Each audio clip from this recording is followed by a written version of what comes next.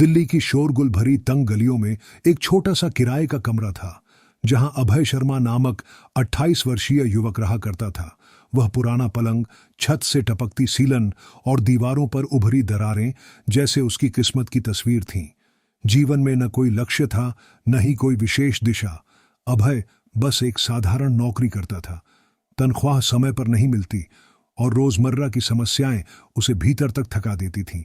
लेकिन एक दिन जब उसका मन इस जीवन से पूरी तरह उचट गया, वह निसहाय हो अपने ही आंसुओं में डूबा था, तभी उसके हाथ एक पुरानी किताब लगी, सुंदरकांड, जिसके पन्नों पर हनुमान जी की महिमा वर्णित थी। उसे याद आया कि उसकी मां कहा करती थी, बजरंगबली का नाम लो तो बड़े से बड़ा संकट पल भर में उड़ जाता है। बस उसी दिन से अभय ने सुंदरकांड का पाठ आरंभ कर दिया। पहले दिन उसे कुछ समझ नहीं आया, लेकिन जैसे जैसे उसने प्रतिदिन सुंदरकांड का पाठ किया, उसका हृदय धीरे धीरे हल्का होता गया। वह रातें जो कभी भारी लगती थीं, अब प्रभु स्मरण में बीतने लगीं। और फिर शुरू हुए चमत्कार। पहले तो उसकी जिस कंपनी ने महीनों से वेतन नहीं दिया था, उसी कंपनी ने फोन कर बकाया राशि चेक से भेज दी। कुछ दिनों बाद उसकी मां की वर्षों पुरानी बीमारी अचानक बिना दवा के ठीक हो गई। और फिर उसके कमरे के सामने की उस संकरी गली में एक संपन्न व्यापारी ने नया भवन बनवाया और उसमें एक साफ सुथरा बड़ा कमरा अभय को बहुत कम किराए पर दे दिया।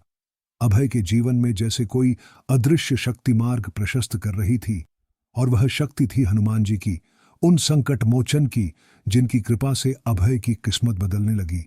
अब वह हर मंगलवार व शनिवार सुंदरकांड का अखंड पाठ करता और पूरे मोहल्ले के लोग उसके साथ जुड़ने लगे। एक बार अभय ने प्रण लिया कि वह 108 बार सुंदरकांड का पाठ करेगा।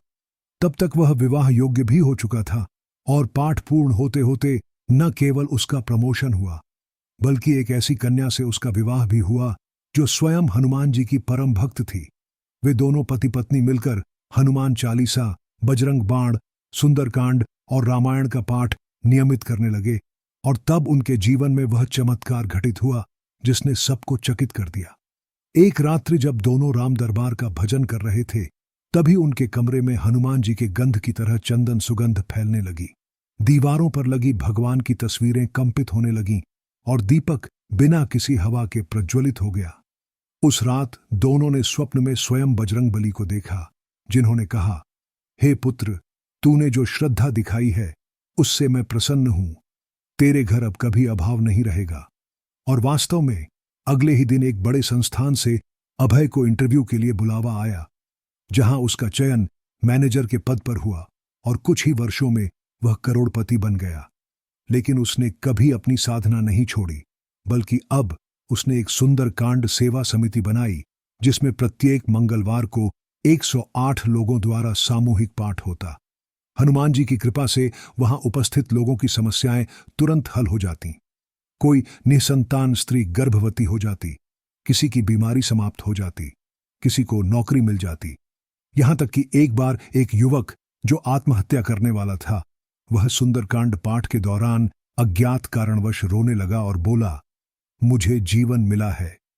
इस सेवा के दौरान जब लोगों ने अभय से उसकी सफलता का राज पूछा, तो वह बस मुस्कुराकर कहता, यह सब उस शक्ति का चमत्कार है जो पवन पुत्र हैं, जो समंदर लांघ सकते हैं, जो सूर्य को अंजुलि में बांध सकते हैं, जिनकी भक्ति से शंकर स्वयं प्रसन्न होते हैं, जो कलयुग में साक्षात प्रकट हो जाते हैं। और वह कहता, हर समस्या का समाधान सुंदरकांड में है। और सचमुच उसकी यह बात धीरे धीरे दिल्ली की गलियों से होते हुए संपूर्ण भारत में फैल गई। अब सुंदरकांड सेवा हर नगर में होने लगी और हनुमान जी की भक्ति एक आंदोलन की तरह फैल गई। उस आंदोलन के जनक अभय अब किसी सामान्य युवक नहीं, बल्कि हनुमंत सेवक के नाम से प्रसिद्ध हो गए, जिनका जीवन एक जीता जागता उदाहरण था कि कैसे एक टूटा हुआ मनुष्य भी हनुमान जी की भक्ति से पर्वत समान अडिग, समुद्र समान गहरा और आकाश समान उच्च बन सकता है। और इस कहानी की सबसे सुंदर बात यह थी कि अभय आज भी कहता है, मुझे करोड़ों की संपत्ति नहीं चाहिए, मुझे हनुमान जी की सेवा का अवसर चाहिए, क्योंकि वही मेरे माता पिता हैं, वही मेरे संरक्षक हैं और वही मेरे जीवन के अंतिम लक्ष्य हैं। वह अब बालाजी धाम में एक विशाल हनुमान मंदिर का निर्माण करवा रहा है, जहां हर मंगलवार को सुंदरकांड का अखंड पाठ होता है और लाखों भक्तों को वहां साक्षात बजरंग बली की उपस्थिति का अनुभव होता है। इस कथा को जिसने भी पढ़ा, उसका हृदय प्रेम, श्रद्धा और आंसुओं से भर गया, क्योंकि यह केवल एक कथा नहीं, बल्कि उन हनुमान जी के साक्षात चमत्कारों की श्रृंखला थी, जो हर उस भक्त के जीवन में घटते हैं जो सच्चे मन से संकट मोचन का स्मरण करता है। वह हनुमान जी, जिनकी पूंछ से लंका जली, जिनकी आंखों में करुणा है और वज्र समान भुजाओं में शक्ति है, उनके भक्त पर कोई अमंगल हो ही नहीं सकता। और इसीलिए अभय शर्मा की यह कहानी केवल एक व्यक्ति की नहीं, बल्कि उन लाखों करोड़ों लोगों की है जिन्होंने सुंदरकांड की शक्ति को अपने जीवन में महसूस किया और आज भी महसूस कर रहे हैं। यही है सुंदरकांड का चमत्कार और यही है भक्ति की शक्ति। हनुमान जी की सेवा में दिन रात लीन रहने वाले अभय शर्मा के जीवन में जब पहले सुंदरकांड के चमत्कारों ने राह बनाई, तो उसने उस अनुभव को दूसरों के जीवन में भी पहुंचाने का संकल्प लिया और यहीं से शुरू हुआ एक ऐसा आध्यात्मिक अभियान जिसने न केवल दिल्ली की गलियों को भक्ति रस से सराबोर किया, बल्कि संपूर्ण भारत में लाखों लोगों को संकट मोचन श्री हनुमान जी के चरणों से जोड़ दिया। अभय अब हर मंगलवार सुबह 4 बजे उठकर सबसे पहले राम नाम का संकीर्तन करता, फिर सुंदरकांड का पाठ शुरू करता और पूरे मोहल्ले को इस सेवा में जोड़ लेता। एक दिन ऐसा आया जब एक नेत्रहीन बालक जो सड़क पर भटक रहा था, अभय की कथा सभा में पहुंचा। वह सिर्फ हनुमान चालीसा सुनने आया था, लेकिन जैसे ही सुंदरकांड के एक विशेष दोहे, जिन्ह के रही भावना जैसी, प्रभु मूरत देखी तिन तैसी, का उच्चारण हुआ, उस बालक की आंखों से आंसू बहने लगे और उसी क्षण वह हर्ष से चीख पड़ा, मां, मुझे दिख रहा है, वह सामने कोई लाल वस्त्रधारी देव खड़े हैं। सभा स्तब्ध रह गई। अगले ही दिन डॉक्टरों ने पुष्टि की कि उसकी आंखें अचानक ठीक हो गईं और यह चिकित्सा विज्ञान से परे चमत्कार था। लोगों ने इसे हनुमान जी की कृपा बताया और उस दिन से हर नेत्रहीन व्यक्ति, हर असहाय, हर दुखी आत्मा वहां आकर सुंदरकांड की कथा सुनने लगी। अभय को अब संत की उपाधि मिलने लगी थी, लेकिन उसने स्वयं को केवल हनुमंत सेवक कहकर ही पुकारा। उसने दिल्ली के बाहर अन्य शहरों में भी सेवा केंद्र खोले, जहां गरीब बच्चों को पढ़ाया जाता, बीमारों के इलाज की व्यवस्था होती और हर शाम हनुमान जी की आरती गूंजती। एक बार जब वह वाराणसी की यात्रा पर गया, वहां एक प्राचीन मंदिर के खंडहर में ध्यान मग्न हो गया। तब एक वृद्ध साधु प्रकट हुए, जिन्होंने कहा, पुत्र, तू पिछले जन्मों से राम भक्त है, हनुमान तुझसे प्रसन्न है और अब तू उनके विशेष कार्य के लिए चुना गया है। साधु ने अभय को एक पांडुलिपि दी, जिसमें हनुमान गायत्री, बाल हनुमान रहस्य और अनाम संकट मोचन स्तोत्र लिखे थे। इन मंत्रों का जाप करते ही अभय को अलौकिक अनुभव होने लगे। जब वह जाप करता तो उसके आसपास के वातावरण में अद्भुत दिव्य गंध फैलती, गूंगे बच्चे बोलने लगते, जोड़ों से जकड़े वृद्ध चलने लगते और आत्महत्याग्रस्त युवकों के जीवन में नई चेतना आ जाती। धीरे धीरे यह खबर फैलती गई और देश के कोने कोने से लोग हनुमंत धाम आने लगे। एक दिन एक मुस्लिम वृद्ध महिला आई, जिसने कहा, मेरे बेटे को कोई नहीं बचा सकता, लेकिन मुझे सपने में लाल देह वाले महाबली आए और कहा कि अभय के पास जा। अभय ने उसकी गोद में सुंदरकांड की पुस्तक रखी और प्रार्थना की।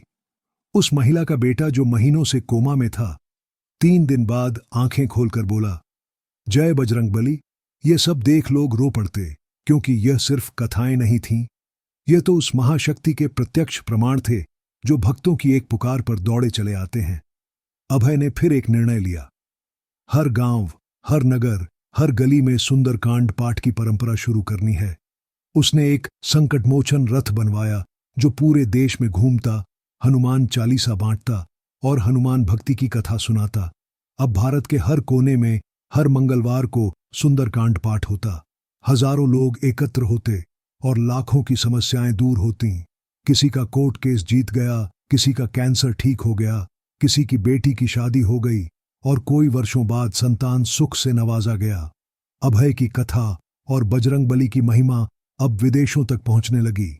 अमेरिका, कनाडा, यूके, ऑस्ट्रेलिया में भी हनुमंत सेवा केंद्र बनने लगे। लोग ऑनलाइन सुंदरकांड पाठ में जुड़ते।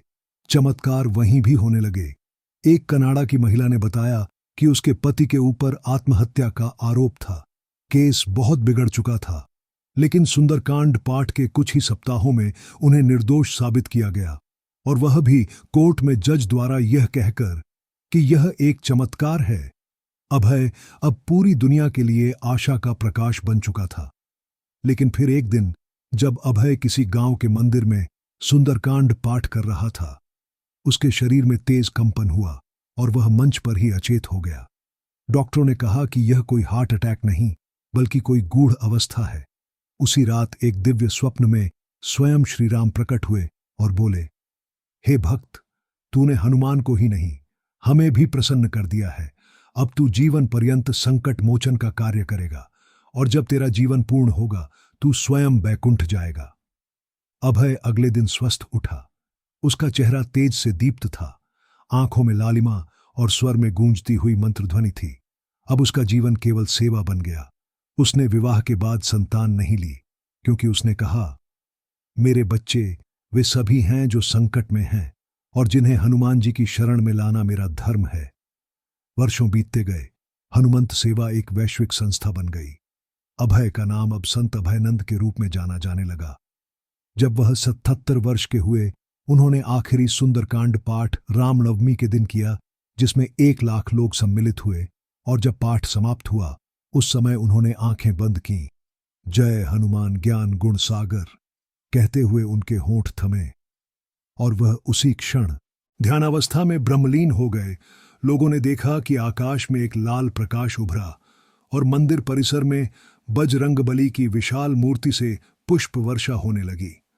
उनके पार्थिव शरीर से तुलसी, चंदन और केसर की गंध निकलने लगी, और उस दिन संपूर्ण भारत में सुंदरकांड पाठ की ध्वनि गूंजने लगी। आज भी दिल्ली के उस मंदिर में एक दिया जलता है जहां से अभय ने शुरुआत की थी, और वहां एक शिला पर अंकित है, हर समस्या का समाधान सुंदरकांड में है। यह कथा नहीं, यह जीवित सत्य है कि हनुमान जी आज भी अपने भक्तों की रक्षा करते हैं, जो उन्हें सच्चे मन से पुकारते हैं। उन्हें उनके दरबार से कभी निराशा नहीं मिलती। और अभय शर्मा की यह गाथा इस बात का प्रमाण है कि जब कोई मनुष्य सच्ची श्रद्धा से संकट मोचन की शरण में जाता है, तो स्वयं प्रभु राम उसकी नाव पार लगाते हैं। यही है उस सुंदरकांड का चमत्कार, वही सुंदरकांड जिसने एक टूटे हुए युवक को युगों युगों तक याद रखे जाने वाला दिव्य संत बना दिया।